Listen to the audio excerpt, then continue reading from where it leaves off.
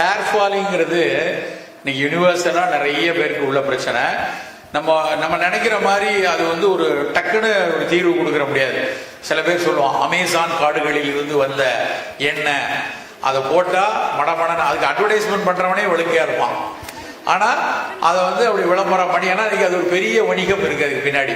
அதனால எல்லாரும் கூகுள் பண்ணி ரோஸ்மேரி ஆயில் போடலாமா, அதை பண்ணலாமா, இதை பண்ணலாமான்னு எல்லாரும் பண்ணிட்டு இருக்கோம்.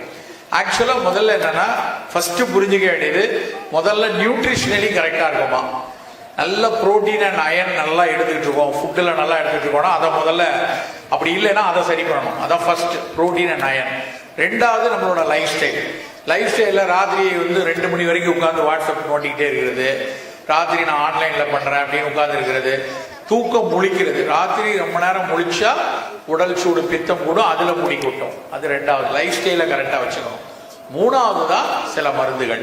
அதுல வந்து ரொம்ப எளிய இந்த கரிசலாங்கண்ணி, நெல்லிக்காய், கத்தாழை, அது மாதிரியான மூலிகை தைலங்களை வச்சு ஏதாவது ஒண்ணு, நீ ஒரு விளம்பரமே பார்த்தாலும் உங்க மருத்துவர்கிட்ட கேட்டுட்டு இது எனக்கு கரெக்டானதா அப்படின்னு பார்த்து நம்ம, ஏன்னா அந்த சந்தை வந்து பல பில்லியன் டாலர் சந்தை.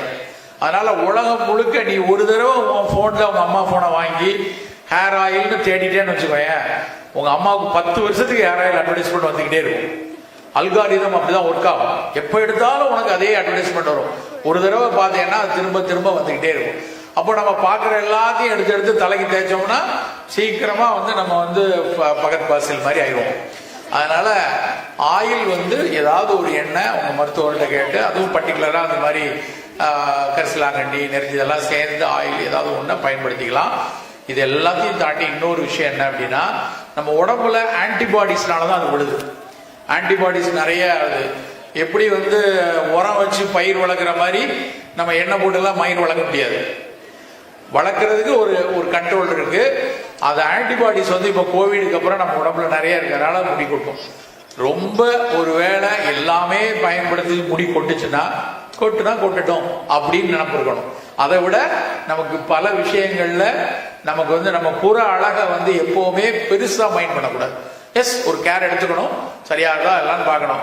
இல்ல தனம் ஒரு பேஷண்ட் எனக்கு ஒரு தடவை ஃபோன் பண்றாங்க, காலையில இருந்து பண்றாங்க, சாயந்தரம் அப்பாயின்மெண்ட் வேணும் சார், எப்படியாவது வேணும் சார், ரொம்ப அவசரம் சார், இன்னைக்கு பார்த்து நான் கூட ஏதோ உயிருக்கு ஆபத்தான பிரச்சனை போல இருக்குன்னு வாங்கிட்டேன். 6 மணிக்கு ஒரு பிளாஸ்டிக் கவர் எடுத்து வராங்க. அந்த கவர் வந்து ஒரு 30 கவர் குட்டியா இருக்கு உள்ள. ஒவ்வொரு நாள் கொட்டின முடியும் அவங்க கலெக்ட் பண்ணி வச்சிருக்காங்க. சார் போன வாரம் வந்து 46 முடி சார், அதுக்கு முந்தின வாரம் 52 முடி சார். நான் சொன்னேன், உங்களுக்கு நான் மருத்துவர் இல்லை, ஒரு நல்ல உளவியல் மருத்துவத்தை உங்களை அனுப்பணும் அப்படின்னு சைக்கியாட்ரிஸ்ட ரெஃபர் பண்ணி, ஏன்னா ஒரு அந்த அளவுக்கு அவங்களுக்கு ஆங்ஸைட்டி. நான் ஜோக் இல்லை, இட் ஹஸ் ஹேப்பன்ட் இன் என் கிளினிக்ல நடந்தது. கவர்ல அந்த நான் 30 நாள் கவர் போட்டு டேட் போட்டு ஒட்டி எண்ணிருக்காங்க உட்காந்து. அப்ப அவங்களுக்கு என்ன வேலை இருக்கு வேற? அப்படி ஒன்றும் முடி கொட்டி வளர்க்கியெல்லாம் இல்லை, அங்கங்க கொஞ்சம் லைட்டா பேட்ச் போயிருக்கு, ஆனா அப்படி நடக்கும். அதனால என்ன செய்தினா, டோன்ட் பி ஆங்ஸியஸ். கொட்டுச்சுன்னா கொஞ்சம் கேர் எடுங்க, நியூட்ரிஷன் எடுங்க, சரியா பாருங்க. அதுக்கு மேல கொஞ்சம் போனா அப்படிங்கிற ஒரு எண்ணம் நமக்குள்ள இருக்கணும். சரியா?